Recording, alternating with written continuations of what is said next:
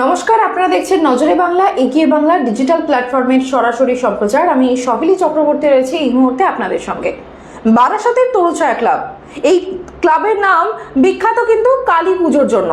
আর এবার গতকাল থেকে শহর জুড়ে বারাসাতের তরুছায়া ক্লাবের নাম নিয়ে একটা হইচই শুরু হয়েছে। তার অন্যতম কারণ তরুছায়া ক্লাবের রক্তদান শিবির। যে রক্তদান শিবিরকে কেন্দ্র করে যে শুধুমাত্র এটি রক্তদানের মধ্যেই আবদ্ধ রয়েছে তা কিন্তু নয়, একগুচ্ছ সামাজিক পরিকল্পনা তারা নিয়ে এই রক্তদান শিবিরকে সাফল্যমণ্ডিত করার জন্য নেমেছেন ময়দানে বলা যেতে পারে। আর এই মুহূর্তে তারই অন্যতম একজন শরিক ডক্টর সুমন চ্যাটার্জি এই মুহূর্তে রয়েছেন নজরে বাংলা, এগিয়ে বাংলা স্টুডিওতে। আপনাকে স্বাগত জানাবো। ডাক্তারবাবু, আমি প্রথমেই যে প্রশ্ন রাখবো, যে তরুছায়া ক্লাবের সম্পর্কিত যে কথা আমি বলছিলাম, রক্তদান শিবির মানে আমরা শুধুই জানি যে সেখানে শুধু রক্ত দেওয়া এবং কত রক্তদাতা আসছেন, তারা রক্ত দিচ্ছেন, এই ধরনের একটা পরিসংখ্যান ক্লাবগুলি সাধারণত দিয়ে থাকে। কিন্তু বারাসাতের তরুছায়া ক্লাবের ক্ষেত্রে আমরা যেটা দেখতে পাচ্ছি, তারা শুধু রক্তদানই সীমাবদ্ধ নয়, একগুচ্ছ টেস্ট, তাও শুধুমাত্র একটি কার্ড যেটি 350 টাকায় দেওয়া হচ্ছে, তার মধ্যে প্রচুর টেস্ট তারা করতে পারবেন, যেগুলির বাজার মূল্য প্রায় এতটাই বেশি যে অনেক সাধারণ মানুষের পক্ষে তা অ্যাফোর্ড করা হয়তো হয়ে ওঠে না। কি বলবেন তাদের এই উদ্যোগকে? একদমই, সেটা হচ্ছে যেটা বর্তমান যুগে যে আমরা জানি যে রোগ একটা মহামারীর আকার ধারণ করেছে, বিশেষত হচ্ছে নন কমিউনিকেবল ডিজিজেস, যেগুলো সংক্রামিত হয় না। অর্থাৎ কি সুগার, প্রেশার, হাই কোলেস্টেরল, অর্থাৎ এগুলো কিন্তু শুধুমাত্র যে এখন এলিট শ্রেণীর মধ্যে আছে সেটা নয়।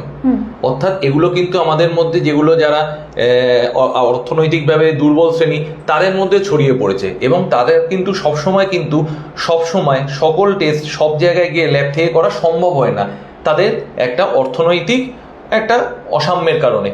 এবং সেই কারণেই তরুছায়া ক্লাব এগিয়ে এসছে যে যাতে তারা এই সুবিধা থেকে যেন বঞ্চিত না হয়, তাদের যেন রোগ নির্ণয়টা যেন যথাযথ হয়, তাদের যে যদি কোনো রোগ থাকে যাতে নির্ণয়টা সহজ একদম সাথে সাথে করা যেতে পারে, এবং তার সাথে সাথে যেন আমরা তার চিকিৎসার সুব্যবস্থা করতে পারি। এটাই হচ্ছে মেন উদ্দেশ্য। অর্থাৎ রক্তদান অবশ্যই থ্যালাসেমিয়া রোগীদের সাহায্যার্থে, এবং তার সাথে হচ্ছে আমাদের অর্থনৈতিকভাবে যারা পিছিয়ে আছে, যারা দুস্থ, যাদের অবশ্যই এই টেস্টগুলো করা দরকার অথচ পয়সার অভাবের জন্য করতে পারছেন না, তাদেরকে সহায়তা করা। এই দুটো নিয়েই আমাদের এই উদ্দেশ্যটা। ডক্টর চ্যাটার্জি, আরো একটি কথা এই প্রসঙ্গে বলবো যে আমরা দেখছি যে বর্তমান পরিস্থিতিতে শুধুমাত্র যে এই ধরনের শারীরিক সমস্যাই কিন্তু সমস্যা নয়। একটি সেমিনার তারা আয়োজন করছে তরুছায়া ক্লাব, যে সেমিনারের 3টে বিষয়বস্তু মূলত রাখা হয়েছে বর্তমান সামাজিক প্রেক্ষাপটে।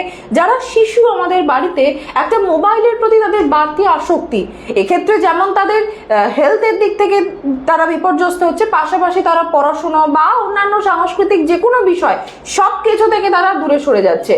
দ্বিতীয়ত আরেকটি বিষয়, ক্যান্সারের নাম শুনলেই মানুষ চিকিৎসা করাবেন কি প্রায় অর্ধেক মৃত হয়ে যান, তাহলে সেই জায়গা থেকে একটা ভীতি।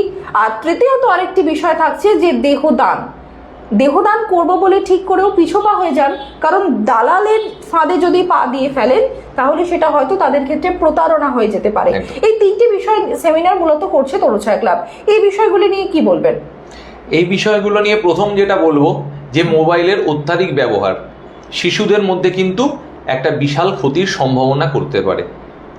এর জন্য কিন্তু দায়ী কিন্তু আমরা অভিভাবকেরা। আমরা বাড়ি ফিরি, কর্মক্ষেত্র থেকে ফিরে আসি ক্লান্ত হয়ে, অথবা কোনোভাবে অফিসে কোনোভাবে আমার ঊর্ধ্বতন কর্তৃপক্ষের দ্বারা লাঞ্ছিত বঞ্চিত হয়ে, what ever it may be, কিন্তু আসার পর কিন্তু আমরা ডুবে যাই সেই আলটিমেটলি মোবাইলে। এবং আলটিমেটলি কিন্তু আমরা সেই মোবাইলটাকে যখন আমাদের পাশে যখন শিশুরা বসে থাকে, আমরা নিজেরাই ওদের এগিয়ে দিই, আমরা কিন্তু তাদের প্রতি মনোযোগ অত দিই না, এবং ভাবি বাবা ওটাই ওরা মনোনিবেশ করুক, আমি আমার কাজগুলো করে নিই, বা আমি আর একটা মোবাইলে মনোনিবেশ করি। এবং এর জন্য কিন্তু আস্তে আস্তে যদি দেখা যায় তাহলে কিন্তু অটিজম বা ADHD, attention deficit hyperkinetic disorder, এগুলো কিন্তু আস্তে আস্তে কিন্তু বাড়ছে, যেগুলো কিন্তু আজ থেকে 10-20 বছর আগে শোনা যেত না, এবং এগুলো কিন্তু আস্তে আস্তে কিন্তু বাড়ছে। এবং বিভিন্ন আমরা যদি জার্নাল স্টাডি করি, এবং কিন্তু এটা কিন্তু একটা মোবাইলের ভূমিকা কিন্তু অস্বীকার করা যায় না। সুতরাং এখানে কিন্তু একটা যে একজন মনোবিদ এসে একটা প্রপার গাইডলাইন দেবেন যে অভিভাবকদের কি করা উচিত এবং কি উচিত নয়। এবং অ্যাজ ডক্টর আমিও কিন্তু এটা খুব শুনতে ইন্টারেস্টেড যে উনি কি বলেন, কারণ আমারও ওনার থেকে অনেক কিছু শেখার আছে। প্রথমত। দ্বিতীয়ত হচ্ছে যিনি বললেন, দিদি যেটা বললেন যে ক্যান্সার, অবশ্যই ক্যান্সার নামেই হচ্ছে ভীতি, এবং এটার জন্যই হচ্ছে ডক্টর সাহা যেটা আলোচনা করবেন সেদিন হচ্ছে যে ওরাল ক্যান্সারের কি কি প্রকার, কি কি দিক হতে পারে, ট্রিটমেন্ট প্রোটোকল কি কি হতে পারে, অর্থাৎ আশাব্যঞ্জক কথা। শুধুমাত্র ক্যান্সার মানেই কিন্তু নিরাশা, মৃত্যুর অপেক্ষা সেটা নয়, অনেক আশাও আছে। ট্রিটমেন্ট পদ্ধতি উন্নতি হচ্ছে, নতুন নতুন দিগন্ত খুলে যাচ্ছে। সুতরাং হচ্ছে ক্যান্সার মানেই মৃত্যুর চুম্বন নয়, অর্থাৎ আমরা এটাকে আশার আলোও বলতে পারি।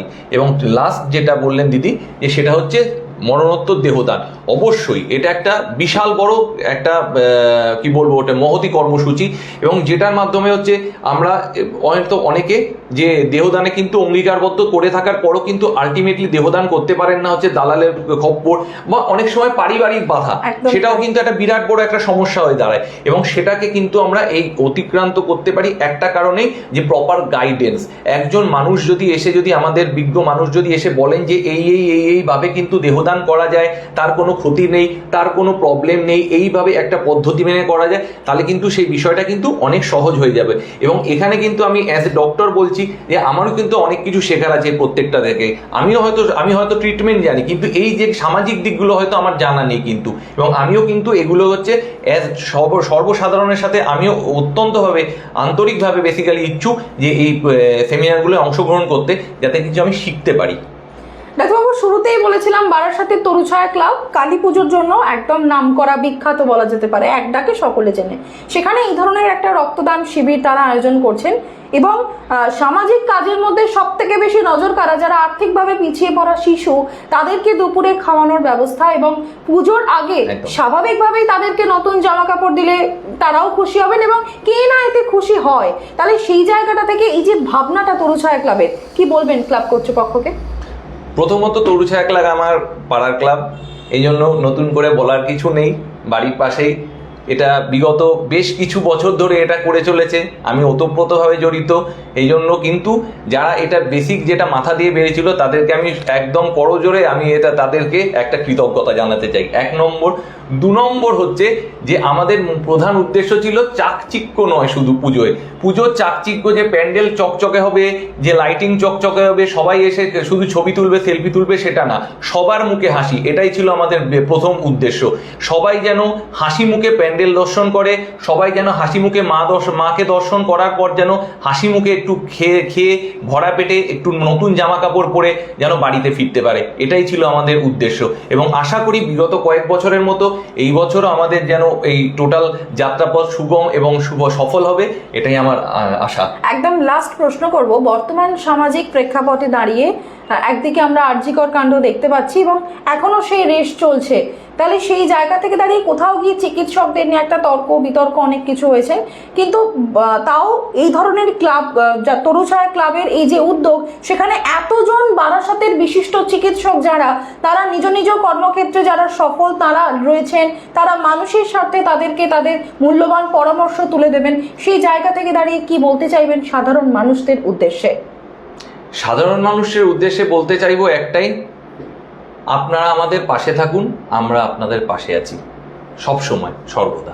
নমস্কার।